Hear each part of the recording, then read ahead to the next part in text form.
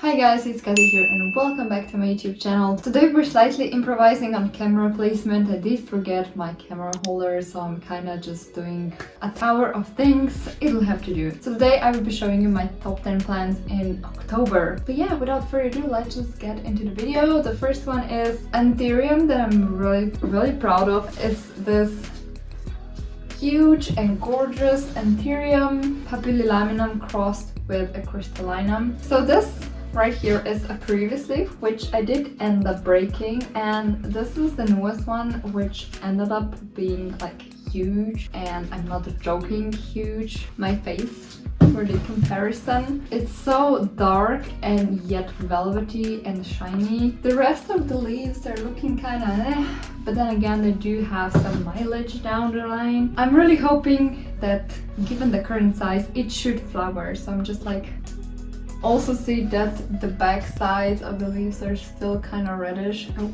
there's sunshine, I can show you.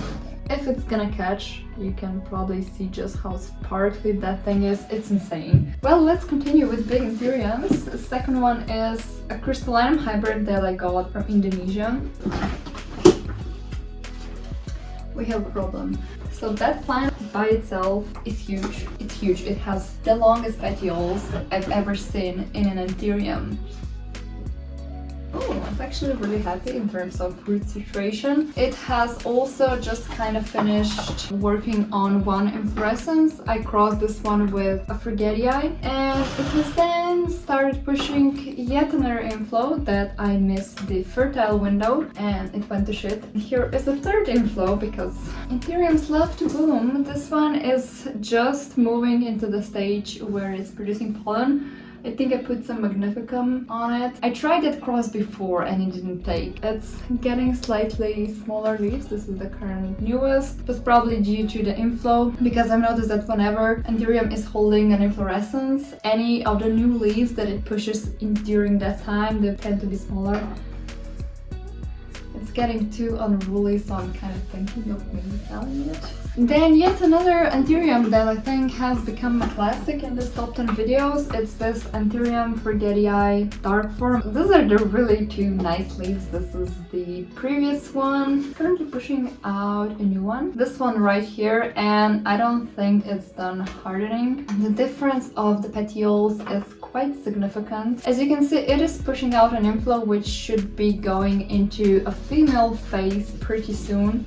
I mean, look at that. I did try to pollinate this one with luxuriance, but it failed, and therefore I've had 3 successful Forgetii fails with luxuriance, so I've just used the last bits of luxuriance pollen on a crystallinum, so I'm doing that hybrid again. It is pushing out yet another inflow. So my plan for this one was to either cross it with magnificum or make some nice Forgetii boys. Might as well finish with Forgetis. The next one is Anthurium Forgetii Silver. Now this is kind of like one of those compact forms of Forgetii. It's really nice just because how thick venation does it have. It has never really held much leaf, but we're getting a new leaf.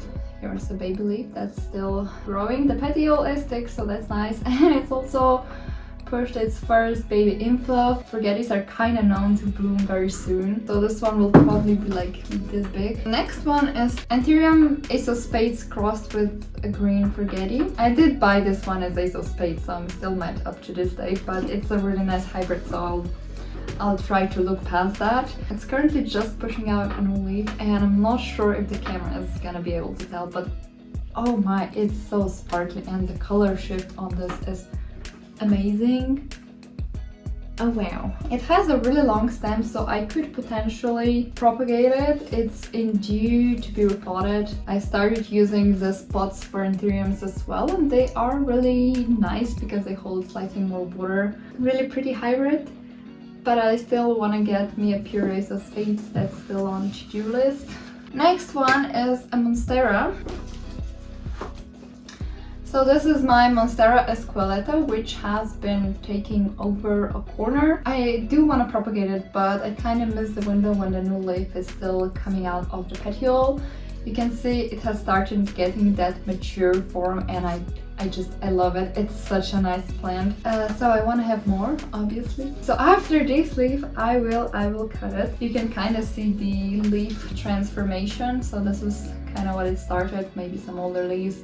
And it doesn't look like esqueleto, but then when you give it a chance to grow, it gets beautiful. It also has a moss ball, which it has been growing into. You can kind of see the new aerial roots. So hopefully it won't be too much of a pain get it out. Next one is a poppy hybrid that pushed out a new leaf, and it's just gorgeous. So this is a known poppy hybrid. It does remind me a little bit of a dark phoenix. It has more silvery veins. It's very chubby for poppy hybrids because they tend to be like slightly more elongated, which I don't mind. I do find it really refreshing.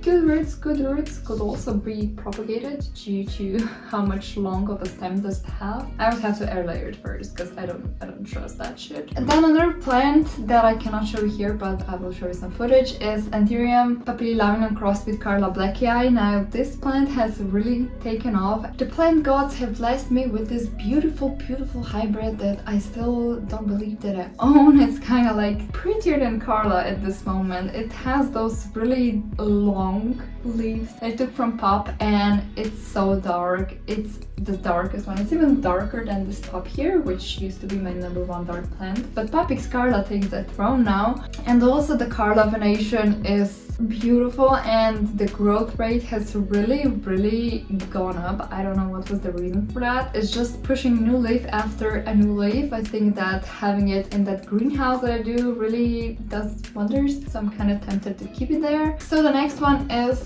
update from my silver forgetti seedlings. These are just a few. I do have 2 more plates, but I did want to update you. They are very leggy growers. I'm not sure why exactly is that. I've been trying to supplement them more light, so they're kind of staying directly under grow lights, but they're getting slightly biggerish, but they are still very leggy, so you could probably just propagate them at this point.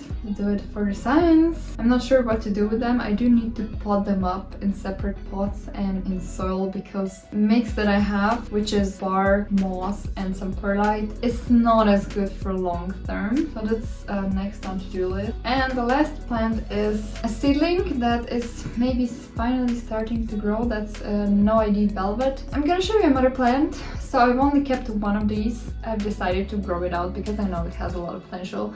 But this is currently like what I can call a nice leaf, because the rest are still kind of small, pushing out a new leaf. But the reason that's staying small, it's obviously the pot situation. It's been in here since ever, so that's also on to-do list. I probably should just start making points. Now this is it for October top 10. Hopefully you've enjoyed. If you did, please give it a like and hit the notification button, and I'll see you next time. Bye!